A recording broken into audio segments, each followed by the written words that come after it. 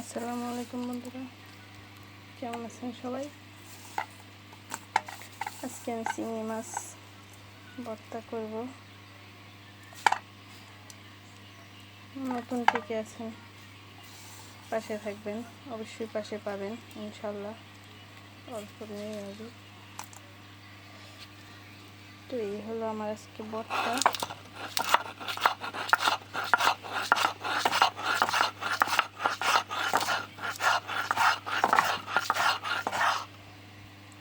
আমি অল্প কয়েকদিন হইলো যে করছি, সব কিছু শুরু করছি। তো পাড়া হপায় কিনলাম আজকে, নতুন নতুন পাড়াই ভর্তা বানাইতেছি বন্ধুরা। সবার দাওয়াত রইল, আসবেন।